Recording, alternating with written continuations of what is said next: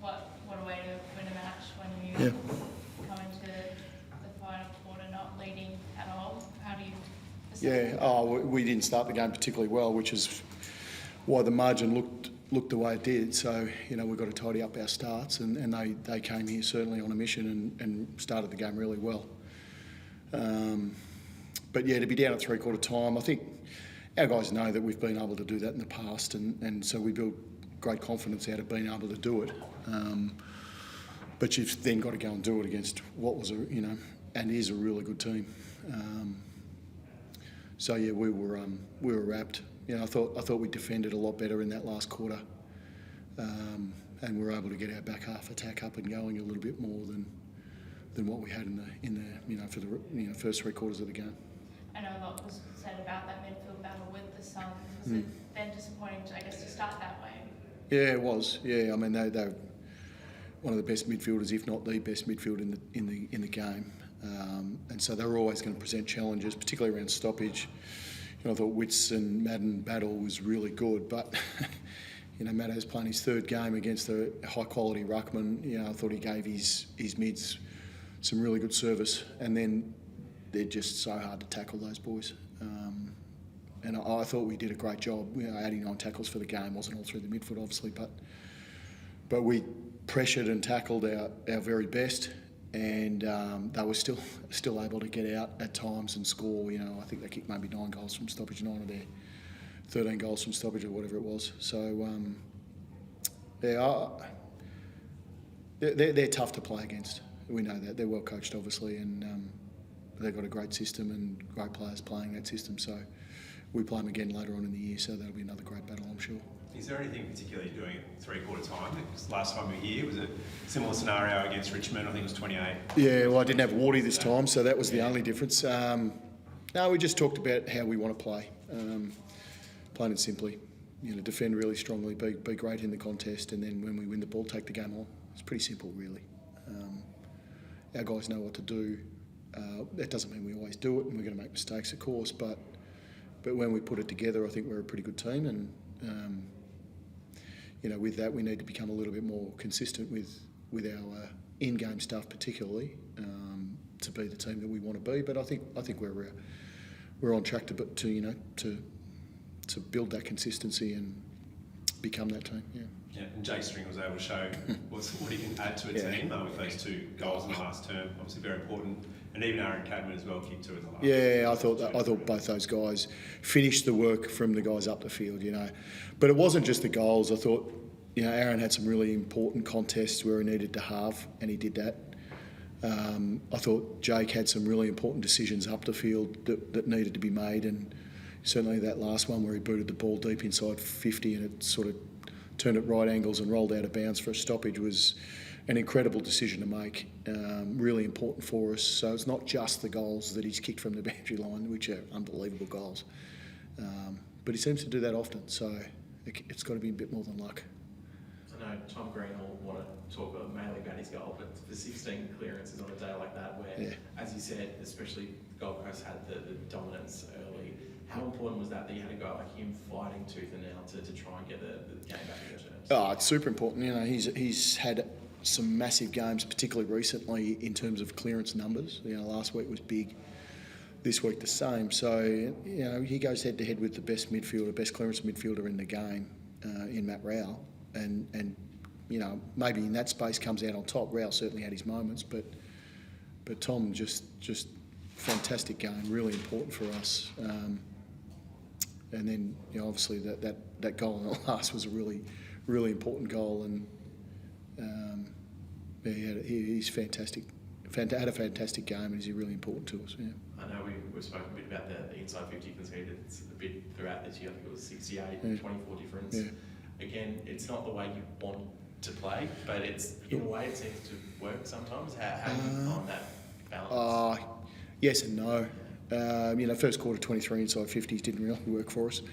They were scoring and we were defending, but again, they tend to happen the same way.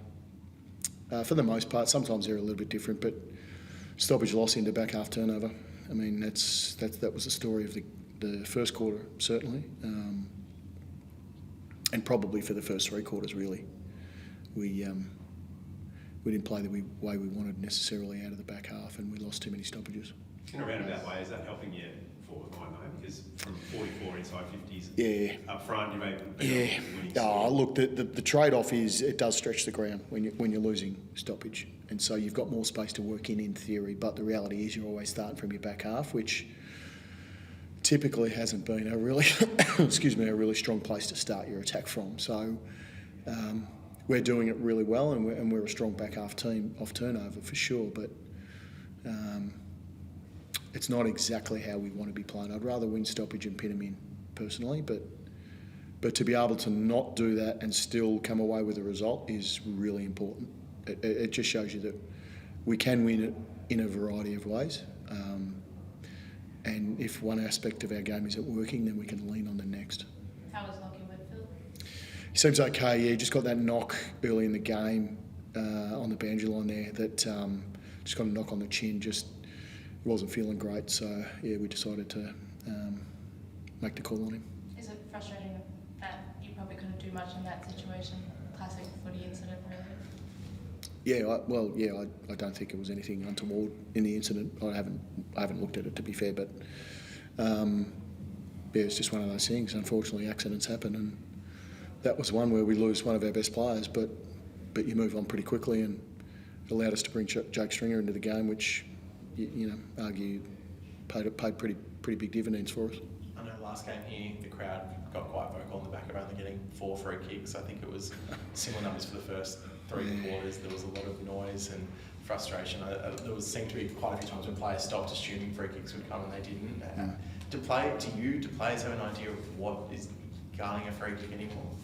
Yeah, we do. I mean, they've got to be paid. I mean, clearly when the players stop playing, it's pretty obvious that everyone around that ball thinks that that's a clear free kick.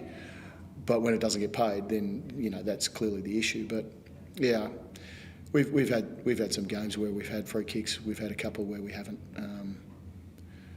I mean, in the last quarter they went our way. I think it was 7-3 in the last quarter, 9:21 to 3/4 time. So whether they were there or not, it's not necessarily the free kicks that are paid. It's the ones that aren't. There was a moment, I know, late in the game where there was a clear touch call, the mark was given, the play went on, but then it came back because the umpire changed. Would you like to see that umpire change? I think if it's the right call, then absolutely. That was clearly touched. It deviated 45 degrees. So to overturn the initial call is pretty courageous from the umpire to do. I don't know if there was an earpiece suggestion or if the umpires conferred or not. But so long as it's the right call, it's a bit like the goal line review. If we're making right calls, then it's best for the game. I supported that overturn, absolutely. And it just felt like there was a lot of emotion from the players today when you guys got that momentum on the last quarter, big celebrations, Toby's dribbling goal, like that's a big example. That is yelling to the crowd, stringing to the crowd, guys high-fiving up the field. Did you sense that this was a really important moment to have that comeback victory? I think any comeback victory, when you're kind of maybe thinking or half thinking that, oh, geez, we're going to lose the game here, and then all of a sudden you build that hope on the back of some work and finishing your work, and I think that naturally builds a little bit more emotion in the game and from the players. But we understood this is an important game. We're playing against another top 8 team who are a really strong team. Like in theory, they're sitting 3rd or 4th on the ladder in games in lieu. So they're a good team, and we knew they were a good team. And so to be able to challenge ourselves against that and to come away with a victory that maybe didn't look likely halfway through the first quarter particularly was, it was quite emotional. We had a massive crowd, I think our biggest crowd against the Suns in history, which suggests that there's a sense that both these teams are good teams, and we want to come along to watch 2 good teams go at it. And so that's great. Our job is to continue to build that and build a rivalry that'll last for a long period of time. Very good. Thanks, guys.